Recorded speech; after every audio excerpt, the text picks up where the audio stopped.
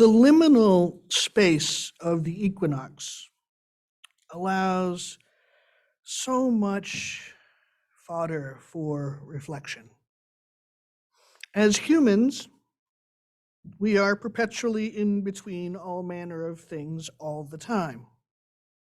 As much as being in between can make us anxious, you'd think we'd eventually come to recognize it as a constant and not an exception in our lives.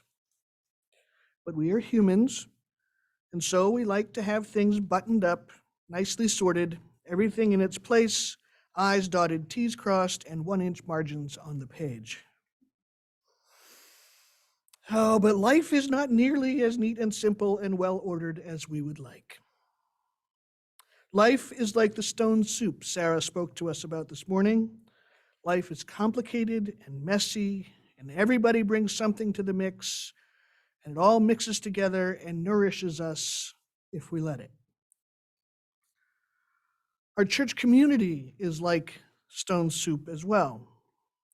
Someone supplies a base for the stock. Everyone tosses in some vegetables or herbs or spices. Someone brings a salad. Someone has some bread to share. People help to peel and cut and stir and cook, and it all works out. A couple of things I want to talk to you about this morning. One of them is stone soup, and the other is the yard sale. First, the stone soup. If we look at this grand congregational community, we can see that it is indeed a thing larger than the sum of its parts. Like the ingredients in a soup, the histories and wisdom and warmth of each person here contributes to the complex flavor that is the resulting whole. The stone soup story is a familiar one, apparently if you're over 30. It is comfortable and friendly.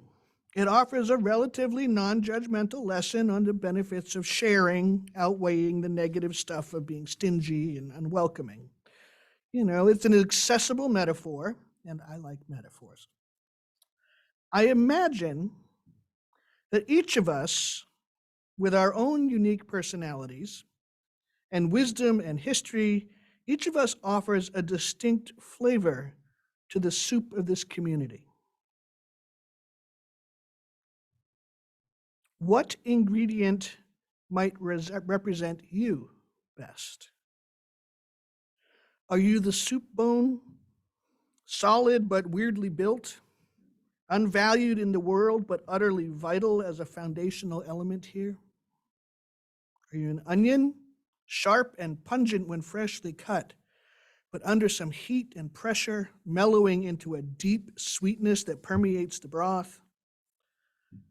A humble carrot, hard and crunchy when raw, but sweet and toothy when cooked, absorbing and sharing flavors with all the ingredients.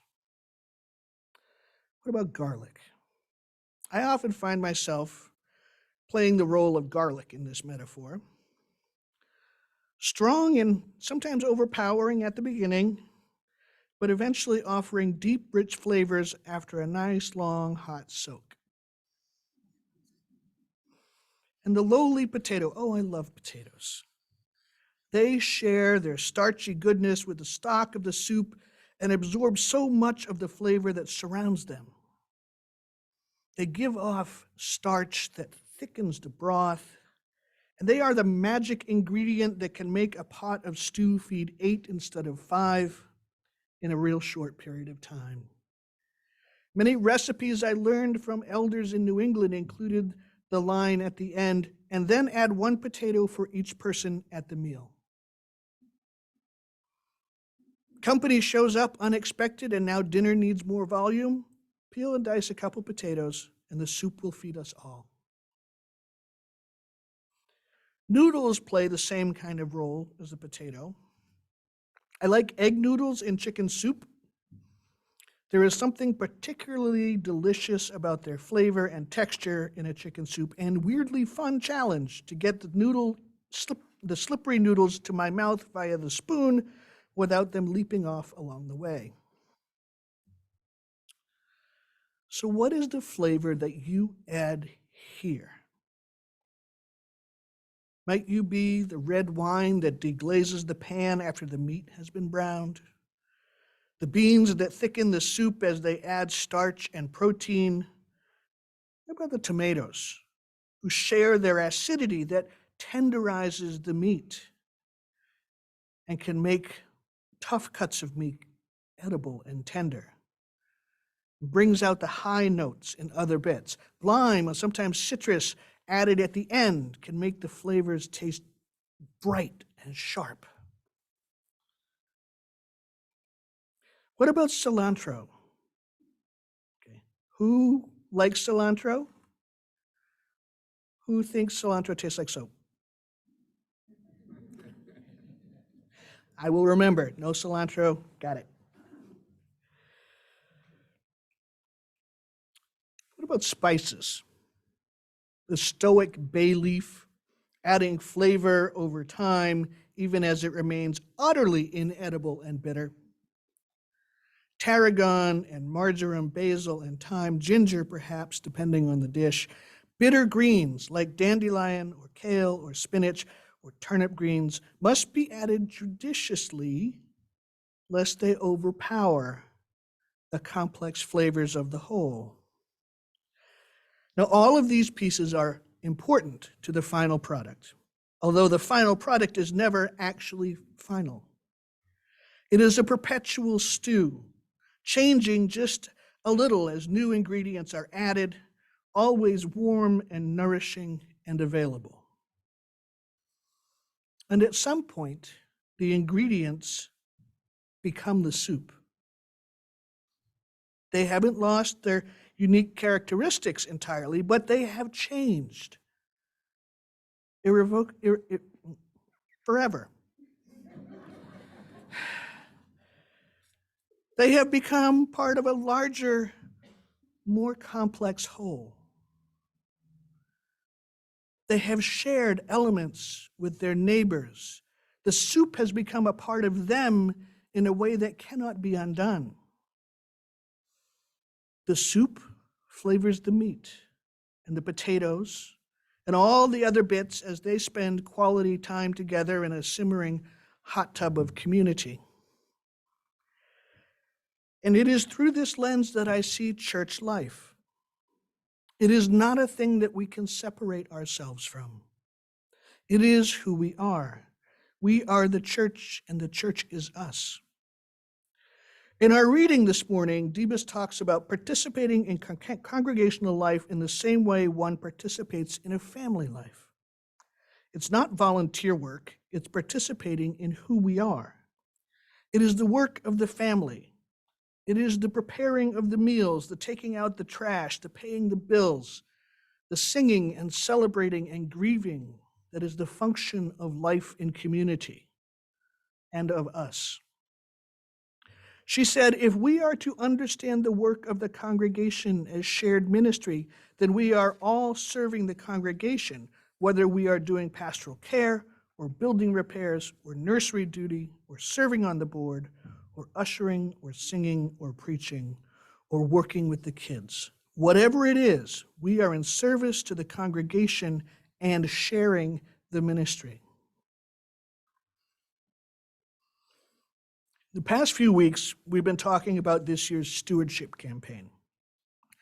Mostly, people think about money when we talk about stewardship. But this morning, I want to invite you to think about the other parts of congregational life that need our stewardship.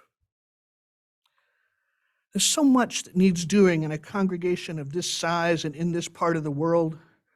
We are small. So everybody generally gets a turn at most of the jobs here. People serve on the board, on the membership committee, on the pastoral care team, the finance and fundraising team, hospitality, buildings and grounds, classrooms for religious growth and learning, and at the yard sale. Told you we'd get to the yard sale. Now, for those who might be new or visiting, the yard sale here is a big deal. I heard about it in my interviews when I was considering coming here. It was made very clear that the yard sale was a big deal. It's been an annual event for what, 15, 20, how many years? 30 years since the beginning? Wow. Since the beginning of time. Yes. It was small. Yeah. Okay. So, yeah, it was small until it wasn't. Generally, 4th of July weekend, or somewhere thereabouts, this place is transformed into sort of a community gathering place, sharing zone, recycling, reusing. What the heck is that? I don't know, but I need to have it now, sort of place.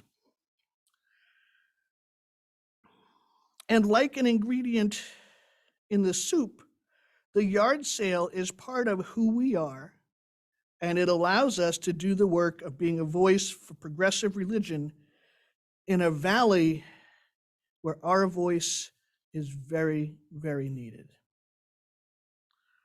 For a long time, the yard sale had a steady Eddie leader in Marie Clark. God bless her for that service. After many years of tireless service, she had the wisdom and the grace to hand off the organizing duties and is enjoying some well-earned respite from that job. So the yard sale is a big project, and it is a significant part of who we are. We are known about the valley as the place that has a yard sale. This year, when we had the yard sale, it was the first time in a couple years since COVID that we had it, and people were just overjoyed when they came in. They're like, "Oh, I've been waiting for this. I missed this so much. Why don't you have clothes?" This year we did not do clothes. Apparently in years past, clothes were part of the thing. But the yard sale is a big project. It is a significant part of who we are. It's like everybody participates in the yard sale. You bring stuff, you give stuff, you buy stuff, you put tags on stuff, you organize stuff, you arrange stuff. It supports our values by reusing and recycling things, and it saves them from landfills. All the items we do not sell get donated to charitable organizations that can use them or sell them. In the past, we have donated furniture to an organization that provides emergency housing for refugees resettling in the area. A lot of the other stuff goes to area thrift stores. And the yard sale is a significant part of our income. Last year, the yard sale brought in just about $15,000. When our pledge goal is $150,000, $15K is nothing to sneeze at. The hospitality team made $1,000 just on hot dogs and cookies and chili and potato salad. In 3 days, $1,000. It was amazing.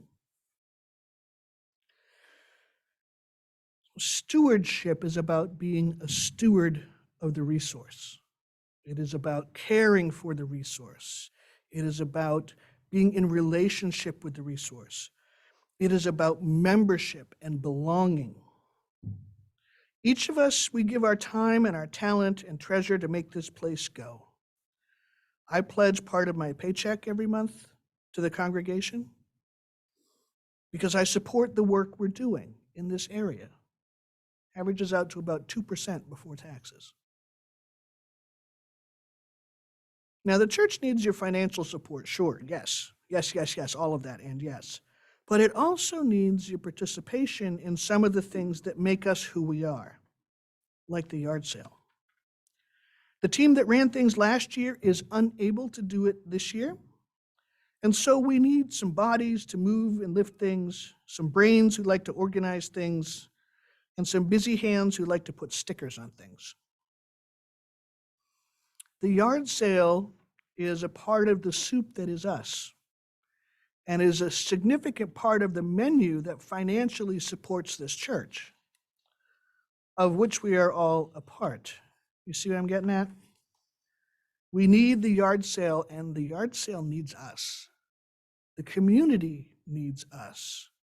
We are a place where people can get affordable stuff that they couldn't afford in a store. Debus reminds us that being a church is not like belonging to a church is not like being a member of a country club or a wholesale discount outlet. The relationship we have is not transactional. We don't put our money into a machine and then have spiritual serenity come out the bottom like a gumball.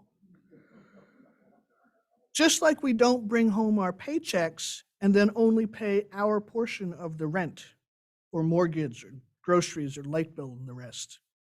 That's not how communities work. We pool our resources and our talents. All of the ingredients are needed, from the tiniest lentil to the largest soup bone. Some ingredients absorb flavor and some share flavors, but they are all necessary to make the delicious soup that nourishes us, that is us. So this congregation needs your financial support, yes. But it also needs your hearts and minds and bodies in whatever way you can bring them in service to our shared ministry. I will close with these words from my dear friend and colleague, Reverend Kimberly Debus.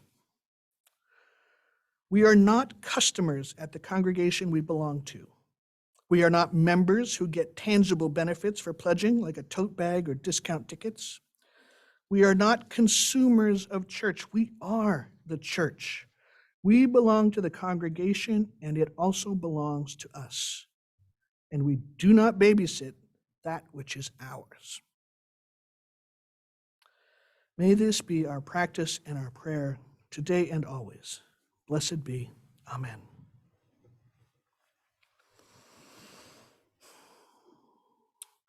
Now